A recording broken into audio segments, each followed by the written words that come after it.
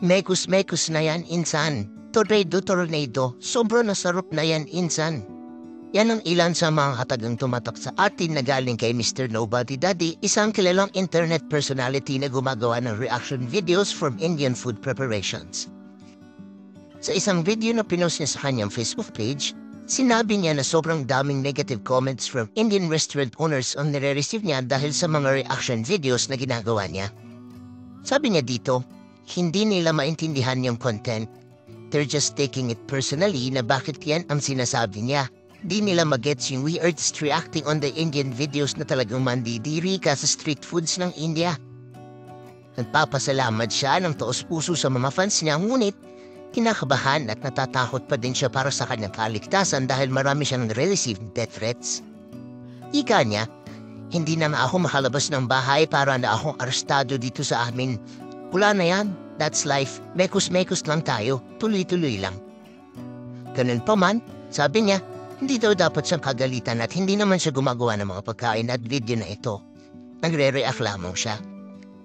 Mapapanood sa dulo ng video na pinost niya, sabi niya, sa mga kalahi ko na may problema sa akin, uwi na kayo India. Huwag na kayo dito Pilipinas. Ano pa ginagawa niyo dito sa Pilipinas? Unhygienic na kayo pa yung attitude, kayo pa magre-reklamo. Panoorin natin ang buong video mga kaintriga. Hello everybody, ako na gusto thank you lahat na Filipino yan. Post na about yung mga threat na sa atin yan, and gusto ko na pasalamat sa inyo na lagi kayo nakasupport, nababasa ko mga comment nyo, mga private message nyo sa akin. Sabi na kayo na kami na bahala sa iyo yan, kami na backup sa iyo yan. Marami na salamat. Pero pag oras na natin yan, di mo mamamalayan. Halangan naman bantayan ko kada isa tao yan. Diba? Hirap na buhay yan. Hindi na nga ako nakakalabas ng bahay. Para na ako arestado dito sa amin. Wala na yan. That's life. Ididid. Badadadadadang. Mekos-mekos lang tayo. Tornado lang. Alam mo yun? Hirap naman kasi yung iipitin mo yung sarili mo na hindi ka na pwede lumabas. Wala na buhay. Alam mo yun? Wala ka na pwede gawin. Kahit gusto mo lang magkape yan sa labas, bawal na yan. Gusto mo motor, bawal na yan. Pero syempre matigas ng ulo Mr. Nobody, labas-labas pa din yan, mekos-mekos pa rin, tornado pa rin tayo sa daan yan. Pag ako na nakamotor, tornado, guhit na yan, automatic. Lahat naman tayo bas-basero eh. Wala namang motorista na matino yan, yung stay on the lane.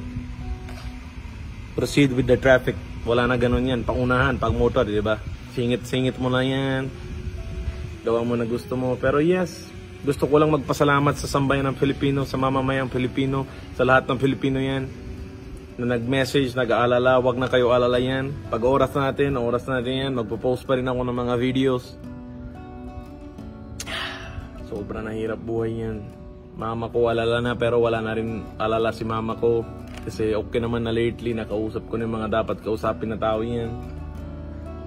Willing naman sila mag-backup sa akin, and lagi nandiyan.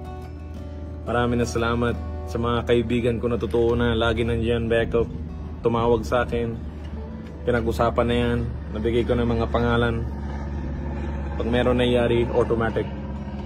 Meron nangyari yan sa kanila yan. Ay, naku yan.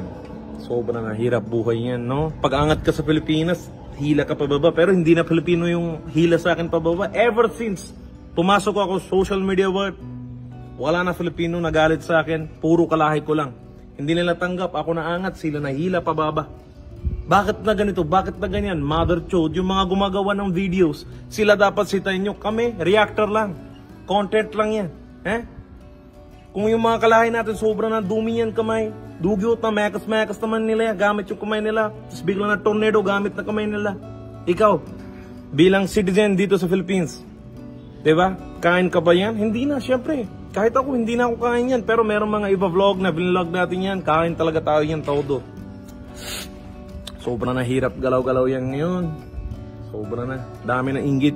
Sila na ayaw pikit. Gusto nila tira na agad yan. Okay.